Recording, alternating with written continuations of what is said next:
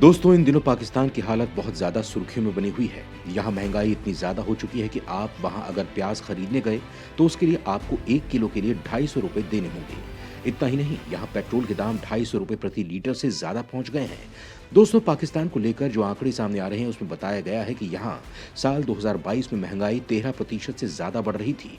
वहीं जनवरी 2023 में तो इसकी दर 25% हो गई है। इसके अलावा पाक का विदेशी मुद्रा भंडार भी खत्म होने की कगार पर पहुंच गया है।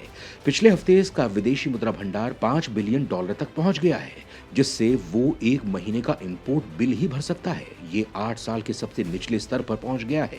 इसके अलावा पाकिस्तान रुपए की कीमत $1 के मुकाबले 2020 में 160 रुपए थी। वहीं दिसंबर 2022 में कमजोर होकर 224.8 रुपए तक पहुंच गई। वहीं इस पर विदेशी कर्ज इसकी जीडीपी के 78% तक पहुंच गया है। अगर उसने ये कर्ज नहीं चुकाया तो वो डिफॉल्ट हो सकता है।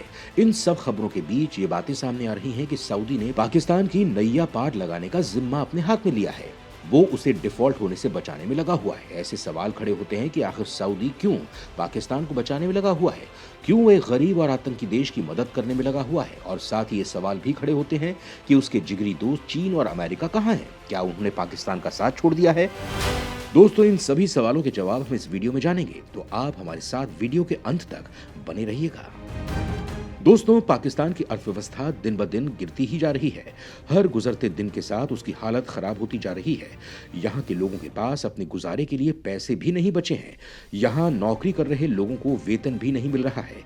इतना ही नहीं, जिस चीन को पाकिस्तान अपना सबसे ज्यादा खास दोस्तों में से मानता है, उसे भी वहां से अपने हाथ खींचने शुरू कर दिए हैं। वो भी पाकिस्तान में अपना निवेश कम करने में लगा हुआ है। दूसरी तरफ जब पाकिस्तान को इनकम का कोई सहारा नहीं मिल रहा है तो वो विदेशों में अपनी प्रॉपर्टी बेचने में लग गई है। अब तो ये खबरें आने लगी हैं कि पाकिस्तान के पास अपना गुजारा करने के लिए सिर्फ 3 हफ्ते का ही पैसा बचा है। यानी कि अगर जल्द ही कुछ नहीं किया गया तो वो भी श्रीलंका की तरह कंगाल हो जाएगा। लेकिन दोस्तों, पाकिस्तान में ये सब कुछ अचानक नहीं हुआ। दरअसल यहाँ की सरकार में मचे उथल पुथल की वजह से आज ये नतीजे सामने आए हैं। देश की अर्थव्यवस्था धरातल पर पहुंचने के कगार पर पहुंच गई है और इसके सुधार के रास्ते नजर नहीं आ रहे हैं। जहां एक तरफ राजनीति में भूचाल ने पाकिस्तान को तबाही के रास्ते पर ला दिया था, वहीं रही सही कसर जून 2022 में आई बाढ़ ने पूरी कर दी। इससे देश का बहुत बड़ा हिस्सा तबाह हो गया, जिससे वहां रहने वाले करीब 1.5 करोड़ लोग बेघर हो गए। वहीं साथ ही इस प्राकृतिक कहर ने देश को करीब $13 बिलियन का नुकसान पहुंचाया है, जो हाल ही के विदेशी मुद्रा भंडार का करीब 2 गुना है। जिससे साफ जाहिर होता है कि पाकिस्तान की हालत कितनी खराब हो गई है। यहाँ ऐसी हालत हो गई है कि वो रोजमर्रा की जरूरतों को भी पूरा नहीं कर पा रहा है। दोस्तों, पाकिस्तान अपनी जरूरत के ज्यादातर सामान विदेशों से ही मंगवाता है। अब उसकी हालत ऐसी बची नहीं है कि वो इंपोर्ट को वहन कर सके, जिसके चलते यहाँ चीजों के दाम कई गुना ज्यादा हो गए हैं। ऐसे में एक आम इंसान का जिंदा रहना भी मुश्किल हो गया है। अब देश को चलाने के लिए वो दूसरे देशों के आगे हाथ फैला रहे हैं। अमेरिका चीन से तो ये पहले ही मांग चुका है, उससे भी पाकिस्तान अपना गुजारा पूरा नहीं कर पाया है, तो उसने अब सऊदी की तरफ हाथ फैला दिए हैं। पाकिस्तान को उम्मीद है कि सऊदी उसका साथ नहीं छोड़ेगा और उसकी नैया को पार लगा देगा। सूत्रों का कहना है कि हो सकता है सऊदी पाकिस्तान को बर्बाद होने से बचा ले। लेकिन यहाँ सवाल उठता है कि सऊदी बार बार उसकी मदद क्यों कर रहा है। दोस्तों, इस बारे में हम डिटेल से जानेंगे, क्योंकि इसी बात पर सऊदी के भारत के साथ रिश्ते डिपेंड करते हैं। वहीं पाकिस्तान के साथ इसकी करीबी भी भारत पर असर डालती है।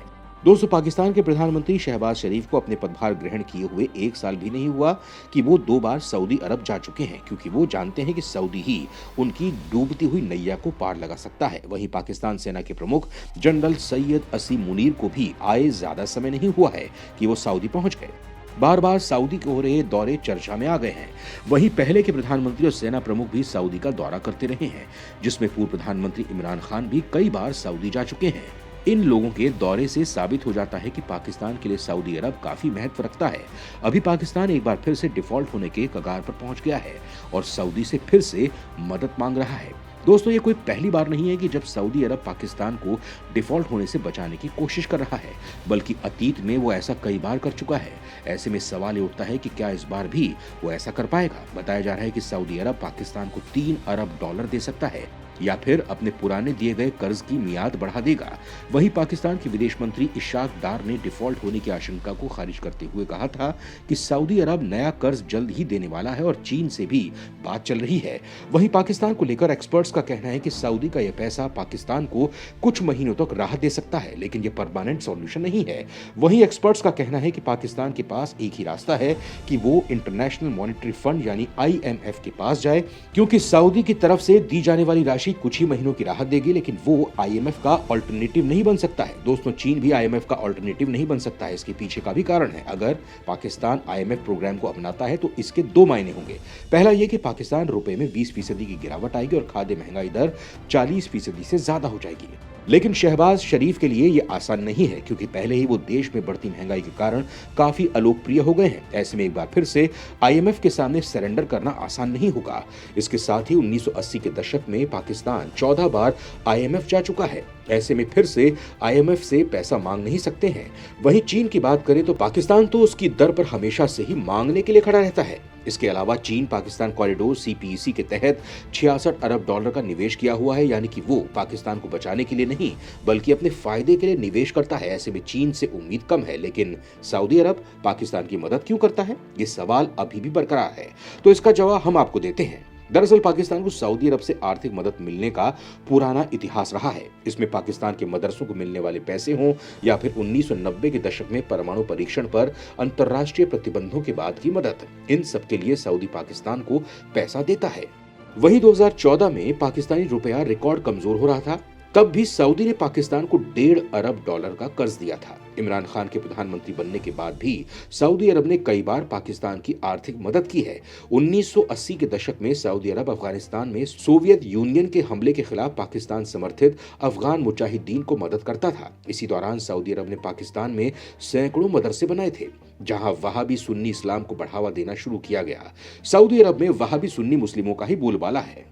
ऐसा इसलिए किया गया क्योंकि सऊदी अरब ईरान में इस्लामिक क्रांति से डरा हुआ था। ईरान शिया मुस्लिम बहुल देश है। वहीं सऊदी अरब के पैसे से पाकिस्तान में वहाबी सुन्नी इस्लाम को काफी बढ़ावा मिला। दूसरी तरफ ये कारण भी है कि सऊदी अरब के लिए पाकिस्तान के प्रधानमंत्री से ज्यादा अहम हमेशा से वहां की सेना रही है। पाकिस्तान की सेना दुनिया की 20 सबसे ताकतवर सेनाओं में से एक है। इसके अलावा दुनिया के 8 देश परमाणु हथियारों से लैस हैं, उनमें पाकिस्तान का नाम भी शामिल है।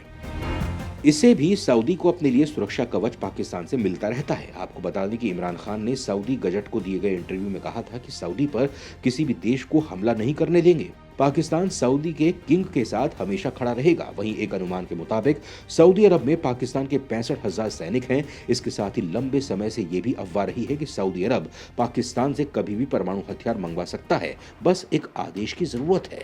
सऊदी अरब भले ही अमेरिका और ब्रिटेन से अरबों डॉलर का हथियार खरीदता है, लेकिन ये देश परमाणु तकनीक देने से हमेशा इनकार करते रहे हैं। ऐसे में सऊदी पाकिस्तान की मदद करके परमाणु शक्ति ले सकता है। दोस्तों, सऊदी की सुरक्षा के लिए पाकिस्तान काफी अहम है, क्योंकि पाकिस्तान सऊदी अरब की सुरक्षा से ज्यादा वहां के शाही परिवार की रक्षा करता है।